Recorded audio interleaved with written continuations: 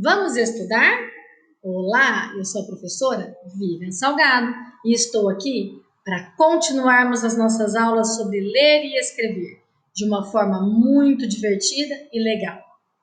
Nós estamos estudando os sons das letras e as primeiras letras que estamos estudando são as vogais. Quais são elas mesmo?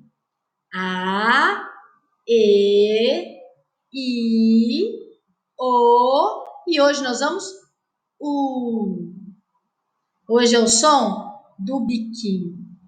U. Ok? Olha só, as 4 formas como essa letra pode aparecer. U, maiúsculo e minúsculo de forma. U, maiúsculo e minúsculo de mão. São as 4 formas que essa letra pode aparecer. Essa é a boca que fazemos para pronunciar o som do U. Vamos fazer junto? Faz um biquinho para você ver o som que sai, ó. Lembrando que cada figura desenhada aqui embaixo inicia com esse som U. Inicia com a letra e com o som. A letra serve para a gente escrever o som que pronunciamos. Ok? Então, vamos pronunciar e depois vamos escrever. Essa primeira palavra, agora nós já sabemos todas as vogais. Então, quando eu fizer A, quer dizer que tem uma vogal A nessa palavra. Quando eu fizer E, quer dizer que tem vogal E também. I, eu uso quando tem o som do I. O, para o som do O. E U, quando tem esta letrinha U. Como pronuncia o nome desta figura? Uva. Uva. Quais são as vogais que você identifica nessa palavra? O e o A. Muito bom. A próxima palavra, ó. Urso.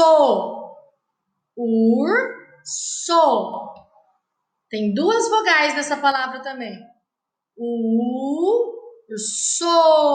O. Certinho?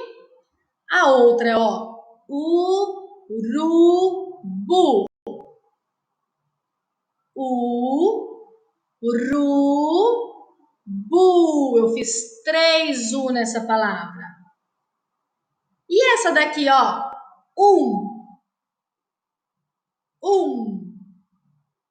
Eu fiz uma letra U só, não foi?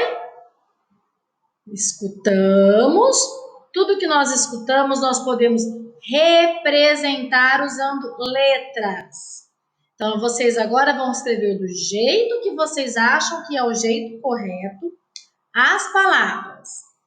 Pronuncia ela na frente do espelho. Vê qual som está saindo, se escuta, se olha. Uva. E escreva. Urso. Urubu. Estou esperando seu joinha, hein?